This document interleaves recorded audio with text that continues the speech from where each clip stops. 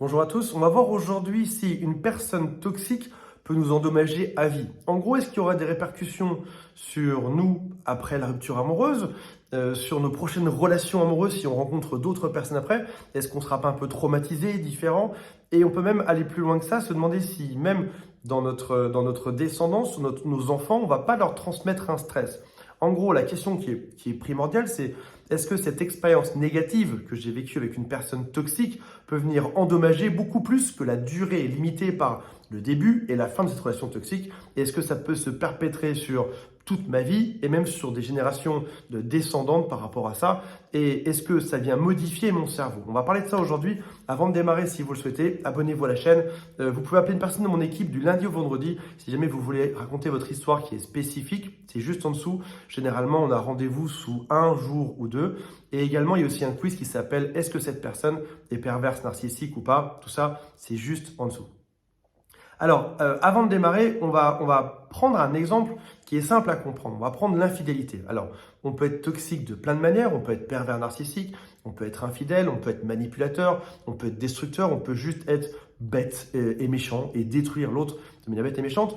On va prendre comme exemple l'infidélité parce que c'est quelque chose qui est assez simple à comprendre et on va le rattacher après ça aux autres choses qui peuvent se passer. On va prendre des exemples que vous avez vécu et donc qui sont peut-être plus simples à comprendre par la suite. L'infidélité, ça se passe comme ça. Vous arrivez le soir chez vous, dans votre maison, tout se passe bien. Votre maison, c'est votre endroit de sécurité. C'est là où vous habitez. Et le soir, quand on rentre chez soi, on ferme la porte à clé, c'est parce qu'on veut préserver cet endroit de sécurité. C'est notre zone de confort. C'est là où on habite. Et donc, on n'a pas envie que, par exemple, des voleurs ou des personnes mal intentionnées viennent chez nous. D'ailleurs, au passage, beaucoup de gens décrivent les cambriolages comme une violation de leur vie intime et non pas de leur vie privée. Parce qu'il y a quelque chose de très intime à ce que quelqu'un pénètre chez vous et vous vole des choses. Donc, vous arrivez chez vous, c'est censé être un endroit qui est sécurisant. Et là, vous tombez face à face avec votre mari ou votre femme qui fait l'amour avec quelqu'un d'autre. Ou alors, vous trouvez, par exemple, dans les poches de votre conjoint, un indice qui vous fait penser que oui, cette personne à qui vous faisiez confiance, dans votre lieu de confiance, vient de vous trahir. Et là, à ce moment-là, il va se passer quelque chose qui est très important. C'est que vous êtes la même personne, votre conjoint est la même personne, vous êtes au même endroit. Donc, de manière logique, rien n'a changé. Sauf que le fait que vous ayez appris ça, le fait que vous ayez compris que l'autre vous trompait, vous met dans un état de danger. On a une glande dans le cerveau qui s'appelle l'amygdale du cerveau qui va venir sécréter dans notre corps de l'adrénaline. Parce que lorsqu'on est en danger, cette glande de l'amygdale, c'est pas celle dans la gorge, c'est celle du cerveau qui a le même nom pourtant, sécrète de l'adrénaline. Et c'est ce qui fait que tout d'un coup, on a le corps qui est plein d'adrénaline. L'adrénaline, pour rappel, comme on l'a déjà vu dans d'autres vidéos, peut créer trois choses. Peut créer de la fuite. Donc là, c'est le fait de partir. J'ai peur face à un problème, je pars. Ça peut créer de la paralysie. J'ai peur face à un problème, je suis paralysé. Ou alors de l'attaque. J'ai peur face à un problème, j'attaque. Si jamais on prend par exemple d'autres cas de figure, vous avez une souris qui se balade dans un champ et elle croise un chat. Et ben, dans ce cas-là, le chat va l'attaquer, la souris sent que le chat va l'attaquer, l'adrénaline se met en marche. C'est ce qui permet à la souris de bondir très vite pour fuir. Ou alors, si jamais il y a trop d'adrénaline, elle peut aussi être figée sur place et donc se faire dévorer. Ou si jamais la souris est un peu vaillante, c'est super souris, elle peut attaquer le chat. Dans ce cas-là, ça arriverait un peu moins. Mais on remarque par exemple que lorsqu'on veut passer sur scène, c'est cette même glande qui sécrète de l'adrénaline et qui fait que généralement on n'a pas envie de parler en public, on a plutôt envie de fuir ou alors on est paralysé sur place. C'est aussi ce qui fait que lorsqu'on se dispute avec notre conjoint, on peut alterner ces trois phases, attaque, paralysie ou fuite. Et lorsqu'on découvre qu'on est trompé, cette adrénaline dans notre corps va nous faire réagir de cette manière-là. On n'est plus en sécurité chez nous, on craint quelque chose, il se passe quelque chose de dangereux et donc on a envie. Alternativement, c'est même d'ailleurs ce qu'on voit si vous voyez des films par rapport à ça, une personne trompée peut même en 5 minutes avoir de la paralysie, envie de taper du poing sur l'autre ou envie de fuir en disant mais c'est vraiment n'importe quoi, ça me fait peur. Et la chose qui est importante de voir là-dedans, c'est que face à cette tromperie et au fait que l'endroit où on habite n'est plus sécurisant, on ressent un stress. Et ce stress-là fait qu'on ne peut plus vivre dans cet endroit en se disant tout se passe bien. Non, parce que c'était ma tanière, c'était mon endroit et tout à coup, il y a autre chose qui se passe derrière ça. Ça veut dire que je ne me sens plus en sécurité là où j'étais en sécurité auparavant. Donc ça, c'est l'exemple de la tromperie. Maintenant, si jamais on sort avec un pervers narcissique c'est pareil.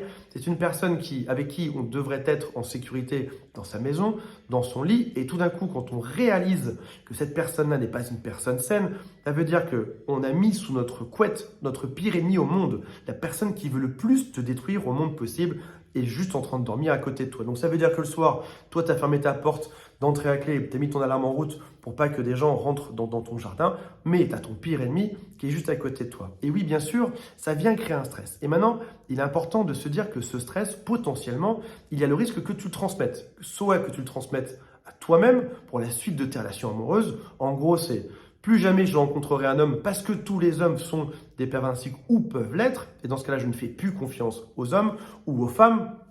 Ça peut aussi être un stress qu'on va transmettre à ses enfants, même sans le dire oralement, sans dire à ses enfants « attention, méfie-toi des hommes ou méfie-toi des femmes, ce sont des manipulatrices, des manipulateurs, etc. » Même sans le dire, l'enfant qui est une éponge à émotions peut venir comprendre qu'il y a un stress dans sa maison, d'autant plus si l'enfant est jeune, il va être encore moins en sécurité. Donc potentiellement, il y a le risque que cet enfant associe sa jeunesse, le modèle familial, avec quelque chose d'extrêmement dangereux. Et on comprend bien que lorsqu'un enfant a eu l'un des deux parents qui était pervers narcissique, il risque de se traîner quelque chose d'assez important, un trouble assez important pendant tout le reste de sa vie. Donc à un moment donné, on peut faire le choix de se dire « Ok, j'ai été traumatisé par quelque chose ». Mais on parle de relations amoureuses, on peut être traumatisé par plein de choses. On peut être traumatisé par le fait de passer sur scène, de parler devant des gens. On peut être traumatisé du fait d'avoir été ridicule dans une soirée il n'y a pas très longtemps. À différents niveaux, plus ou moins graves, on a toujours ce choix de se dire « J'ai été traumatisé par quelque chose, que ce soit grave ou pas grave, mais qu'est-ce que j'en fais derrière ?» Et il est important, si on ne veut pas que notre cerveau associe par exemple toujours maison, foyer avec danger. J'ai été trompé quand je me suis mis en couple avec quelqu'un en famille recomposée, donc ce sera un danger. Quand je passe sur scène, j'ai toujours peur. Ou alors, si jamais une femme me dit tel genre de phrase, c'est qu'il faut fuir absolument. Il est important de se dire la chose suivante. Je vais faire une distinction là-dedans. Il y a un dicton qui dit il ne faut pas jeter l'eau du bain avec le bébé en même temps. On va s'arranger pour comprendre ce qui s'est passé, pour comprendre pourquoi nous on s'est mis dedans, et quand on aura compris, on pourra faire la distinction. Ce n'est pas toutes les maisons qui sont dangereuses pour moi ou pour ma famille, c'est juste une maison où il y a un homme qui se comporte de telle manière, ou c'est juste quand je me mets en couple avec une femme qui va dire tel genre de phrase. Donc ça veut dire qu'on doit apprendre à être plus fin dans notre distinction de l'autre. Et généralement, quand on est vécu, par exemple, avec un pervers narcissique, on apprend des choses. On apprend des choses que l'autre fait, on apprend des routines. Et je sais que lorsqu'on vit avec un pervers narcissique ou une perverse narcissique, il y a des phrases qui sont entendues. C'est des phrases que je donne beaucoup sur cette chaîne aussi.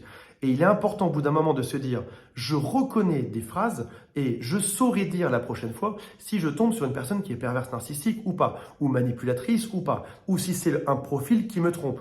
J'ai une amie qui m'appelle il n'y a pas longtemps, elle me dit, tous les hommes me trompent, mais elle ne sort qu'avec des barman ou des JO du Club Med. Je dis oui, c'est pas qu'ils trompent tous, mais statistiquement en saison, à mon avis, plus de chances qu'ils aient plusieurs relations plutôt que ce qu'ils ont envie de se caser, surtout s'ils sont jeunes. Donc, c'est arriver à faire la distinction de je vais étudier l'autre pour comprendre à qui j'ai affaire et ne pas retomber sur le même profil.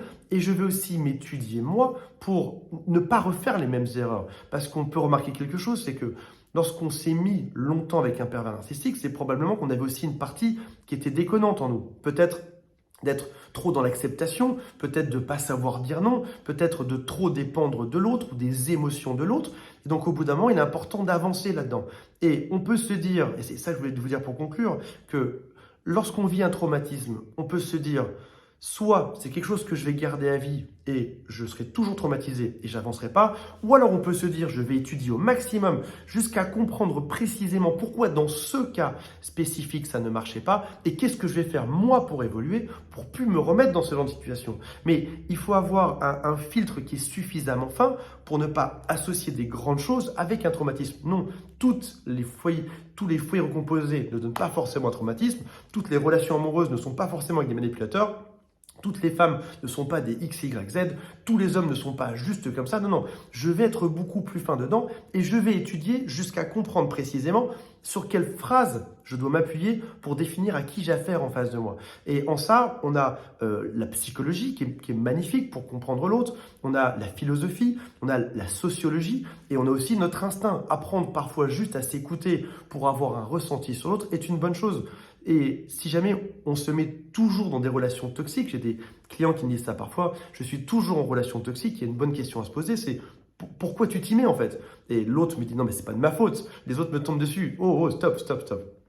Tu es toujours dans ton groupe d'amis, tu es toujours celui qui choisit des hommes ou des femmes qui sont toxiques. Les autres ne font pas ça. Quand il y a une soirée, tu vas toujours vers la fille à problème ou le mec à problème. Donc au bout d'un moment, c'est se poser la question de qu'est-ce que je dois changer chez moi.